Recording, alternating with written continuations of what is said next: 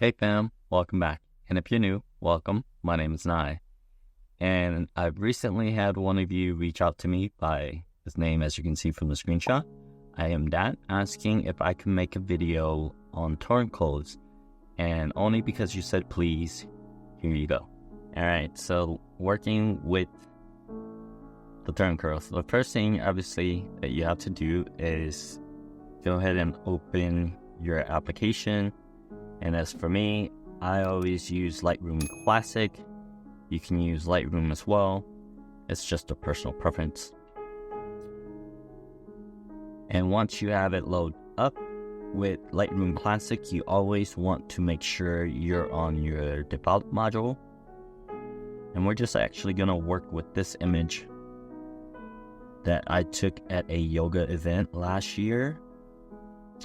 And so on your right column where all your editing tools are, it might look a little different. For me, I've kind of customized mine in the order of how I like to edit. So I go lens correction, transform, basic, and then this is the part we are going to be working with today, which is your tone curves. Tone curves. Oh my gosh, I don't know why that was so difficult to say. So as you can see on the top here, there is 5 different adjustments. The first one here is what Lightroom calls a parametric curve. This next one is your point curve, and then you have your red, your green, and your blue channels. And for a while, I didn't even use the tone curves at all because it was pretty intimidating in the beginning when I was learning how to edit photos. And I think this is probably true for anyone who's learning something new. If you haven't used it, just continue to use it, because that's the only way that you're gonna get better, is just by practicing and practicing and practicing. And there's this saying that, you have to put in like 10,000 hours for you to master a skill. So, you're not going to get any better if you're not practicing. So, yes, practice, practice, practice. And let's see if we can demystify this tone curve just a little bit today. If you're still watching the video, consider supporting the channel by gently tapping that subscribe button and turning on notifications so you know when I drop a new video. We have a goal of 1,000 subscribers before the end of the year, and as you can see from this screenshot here, we got some work to do. So I need your help. Now let's get back to the video. So the way to think about the tone curve,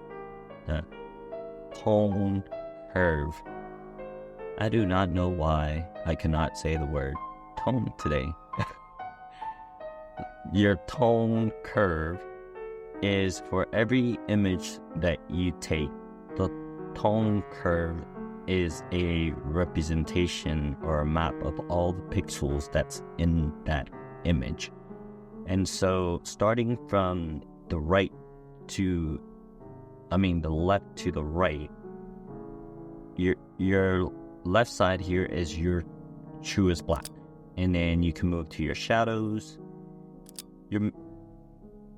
they call it midtones. I was going to just say middle. And your highlights, and then your truest white. And if you move anything to the left side or upwards with this diagonal line here, it's kind of like brighten the image. And then if you're moving it down or to the right, is darkening the image. I'm trying to picture this in my head as I'm explaining it to you guys, so I apologize about these facial expressions. So now let's look at the different tools, and as you can see, we'll get to this S curve here, the famous S curve. But the first thing I want to show you guys is the parametric curve. And when you take the image, as you can see, if I slide through it, you might not be able to see it too much, but based on where the pointer is, you'll see how it kind of changes based on how picture was taken. So one way that you can do it is you can, you can start adjusting here if you wanted to. And as you can see, as I start pulling things up and down, you start to see the image kind of change. The one thing about these guys here, and as you can see, I rarely ever use the parametric curve. We're actually just gonna Control-Z and undo all this. If you move on over to this next one here is your point curve, and the difference between the parametric and the point curve is, as you can see, you can put down these little anchors. And so when you put down the anchor, it's kind of a representation of the picture, and then you just kind of drag accordingly to how you want your image to look. And then you move to the next one is your red channel, and as you can see from here, you can just plot anywhere and put these markers, and as you can see, you can do some funky stuff. If you want to just double click these guys here, the anchor points, that will just remove your anchor points. And if your red channel, as you can see, you can move in, you can move down, and this is an overall, so it's affecting the whole image. And same thing with your green channel. You can put more green, you can put more magenta, and then you can do the same thing with your blue. You can add more blue, you can put more yellow, and there's no wrong or right way to edit an image. I know there are certain guidelines when you're editing your photos, but remember, this is your image. The only time, well, let me backtrack a little bit. The only time you want to edit a certain way is making sure if you're editing it for a client that, you have that conversation with them in terms of if they have like a certain look and feel that they're trying to go for. So if a customer has a certain like or a certain feel that they want their image to be, then that's how you edit accordingly. But if it's your own personal work and you're just messing around, like, there's really no wrong or right way to do it. And there's always going to be people that's going to tell you, that you should edit images this way, you should edit images that way. And I think that's a good in a way, because as you're learning your own style or learning how to take pictures is good, because you're always trying to look for inspiration. But it's you have to balance that out without not it influencing the way you take pictures or the way you edit your pictures. I hope that makes sense. And we just kind of ran on a tangent. Okay, now getting back to tone curve. As you can see from this screen recording, I have this famous S curve. And so the way you can do it is you can drop 2 or 3 anchors. For me, I drop one in my shadows, midtones, and also my highlight.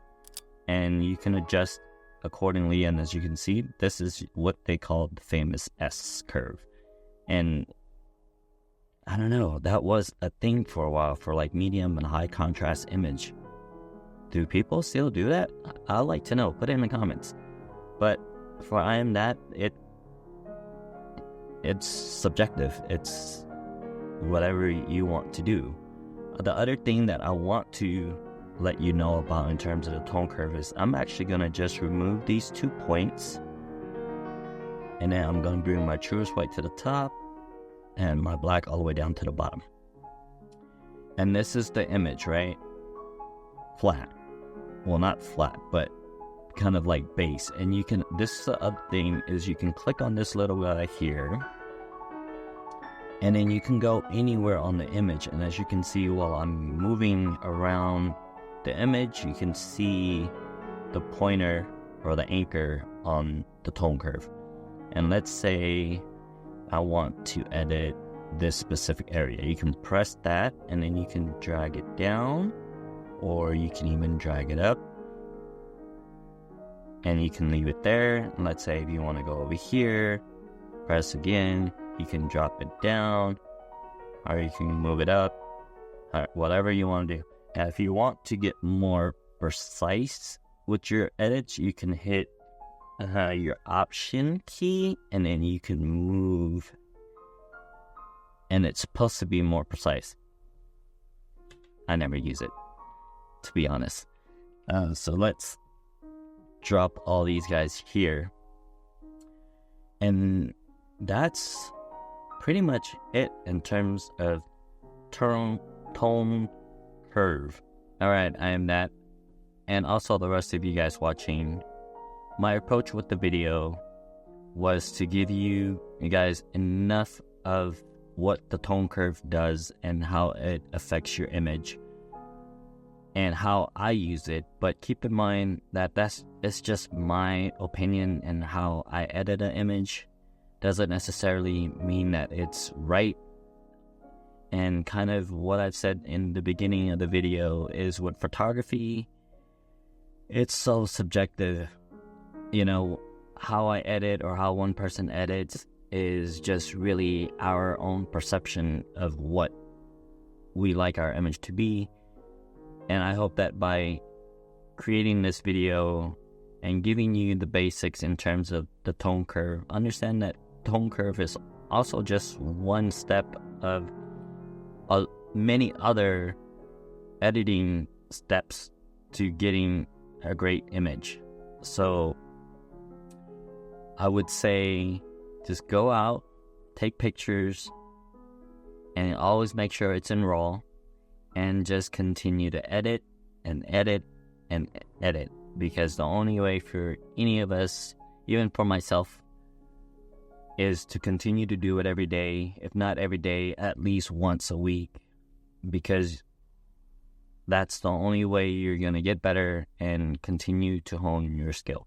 If you've made it this far, consider supporting the channel by gently tapping that subscribe button. Feel free to like, comment, and you can even share the channel. Please help as I march along on my road to 1,000 subscribers before the end of 2024. If you like this video, I have a whole playlist over here. Thanks, fam. Take care of yourself. I appreciate you, and I'll see you on the next video.